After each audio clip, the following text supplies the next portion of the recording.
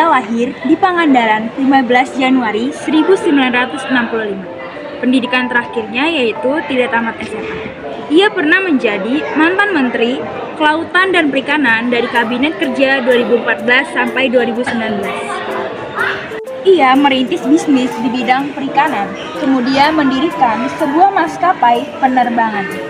Saat ia berhenti untuk sekolah, yaitu saat SMA, ia mulai usahanya sebagai penjual pakaian dan bed cover.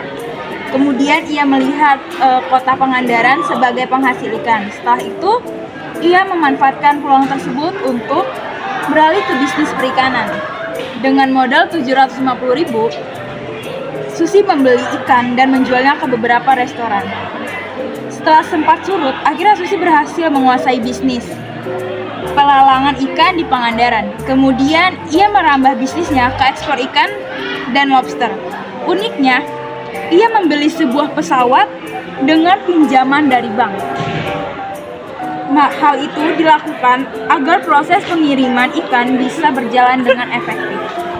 Salah satu kunci kesuksesan Susi Pujiastuti adalah keberaniannya untuk memulai bisnisnya. Meskipun ia tidak memiliki latar belakang pendidikan yang tinggi, ia percaya bahwa dengan kerja keras dan tekad yang kuat, ia bisa mencapai kesuksesan. Selanjutnya, ada sikap yang dimiliki oleh Susi. Yang pertama, ia berkepribadian yang tegas, bertanggung jawab, mandiri, pekerja keras, pemberani, jujur, dan berjiwa sosial. Yaitu pertama ada merintis bisnis di bidang perikanan, kemudian mendirikan maskapai penerbangan.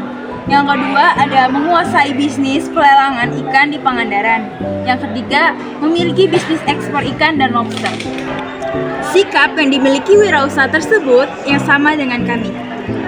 Pujiastuti memiliki sikap bersosialisasi tinggi, seperti pada umumnya remaja yang bergaul dengan teman-teman sebayanya. Khairul Tanjung merupakan seorang pembisnis yang lahir di Jakarta tanggal 16 Juni 1962. Setelah lulus SMA, Khairul Tanjung melanjutkan pendidikannya ke perguruan tinggi di Universitas Indonesia, Fakultas Kedokteran Gigi, kemudian menjadi eksekutif IPPN. Khairul Tanjung memulai dengan berjualan buku hingga berjualan kaos. Semua usaha itu ia lakukan bukan hanya untuk pengalaman bisnisnya, tetapi juga untuk membiayai kuliahnya. Khairul juga sempat mendirikan toko yang menyediakan peralatan laboratorium dan kedokteran. Namun usaha itu mengalami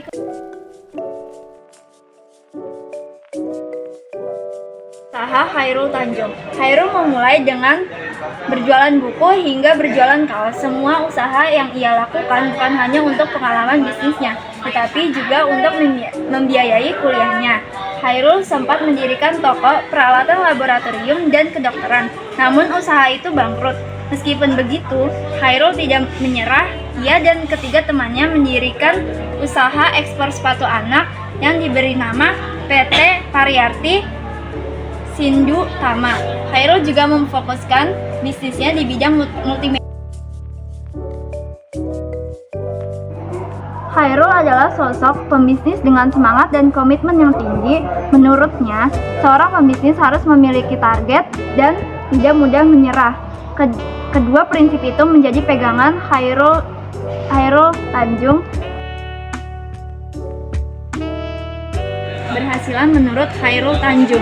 Yang pertama, inovasi, kreativitas, mencoba sesuatu di luar kebiasaan orang lain, bermimpi dan bercita-cita, serta menjalin hubungan. Usaha yang dijalankan yaitu adalah pendiri CT Corp, mengoperasikan hypermarket, menjalankan stasiun TV, mendirikan PT Alobank, pemilik pusat perbelanjaan seperti Carrefour dan Transmart, pemilik bisnis food and beverage, usaha penyediaan jasa perjalanan, usaha bisnis perhotelan dan pariwisata.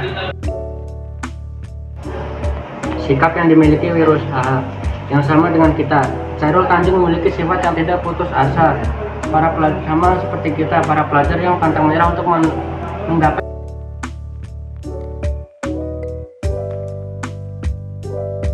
selanjutnya ada Bob Sadino. Nama aslinya adalah Bambang Mustari Sadino atau yang dikenal sebagai Bob Sadino. Ia lahir di Tanjung Karang, Bandar Lampung tanggal 9 Maret 1933. Dia wafat di Jakarta 19 Januari 2015 dan dia beragama Islam.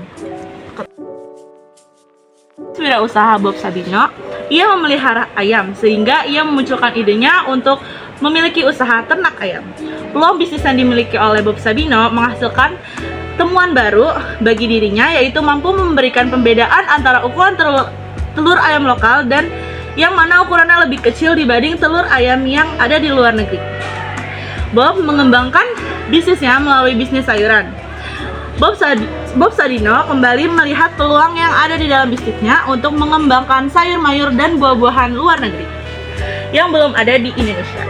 Konsep bisnisnya yang terus-menerus meningkat menjadi Bob Sadino memutuskan untuk membuka perusahaan yang berupa sebuah supermarket bernama Chemchicks.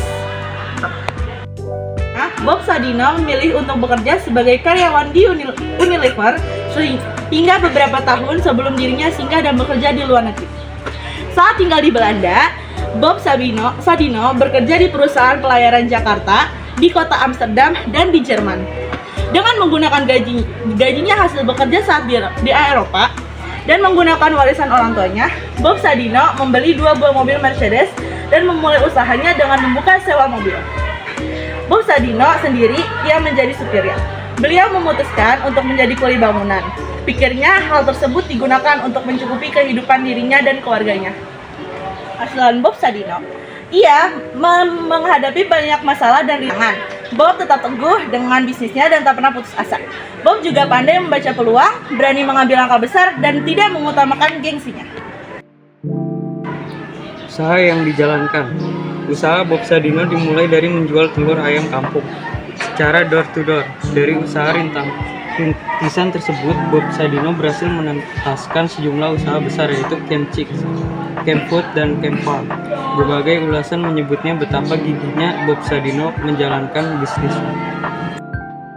Sikap: memiliki mimpi yang besar, berani memulai dan bertekad besar. Tidak takut akan kegagalan dan berani mengambil resiko. Pilih bidang usaha yang diminati, bekerja keras dan cerdas. Sikap yang dimiliki wirausaha yang sama dengan kita. Bob memiliki kemampuan yang keras sama seperti remaja pada umumnya, yang apabila menginginkan sesuatu harus didapatkan bagaimanapun caranya. Selanjutnya Atta Halilintar. Nama lengkapnya Muhammad Atta Memi Halilintar. Ia lahir di Dumai 20 November 1994. Pendidikan terakhirnya ia lulusan SMP.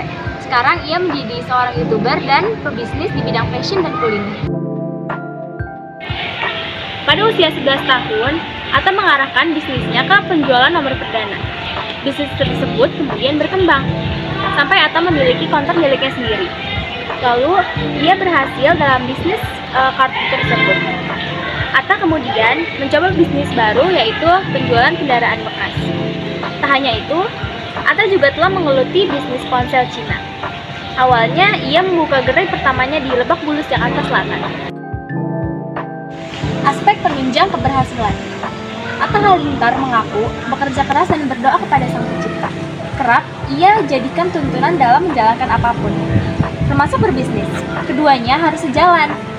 Prinsip Atta Halilintar, work hard, play harder. Keduanya harus sejalan dan usahakan kita selalu jujur dan amanah dalam setiap bisnis. Selanjutnya, sikap Atta Halilintar. Ia sudah belajar wirausaha sejak ia dari kecil. Merintis karir dengan kemampuannya sendiri. Ia juga giat bekerja. Lalu ia memiliki banyak teman dan relasi, serta ia family man yang sayang dengan keluarganya. Usaha yang dijalankan: bisnis fashion, AHA production, sektor industri kreatif, AHA publishing, produksi buku yang dia tulis, bisnis kuliner, siap, AHA hijab fashion wanita, Sikap yang dimiliki wirausaha yang sama dengan kita. Sikap yang sama yaitu memiliki teman dan relasi yang luas, serta serta giat dalam melakukan suatu hal yang diinginkan. Sikap tersebut sama seperti pelajar yang aktif dalam kegiatan positif dan giat dalam melakukan hal yang berdampak baik untuk masa depan. Sekian dari kami. Wassalamualaikum warahmatullahi wabarakatuh.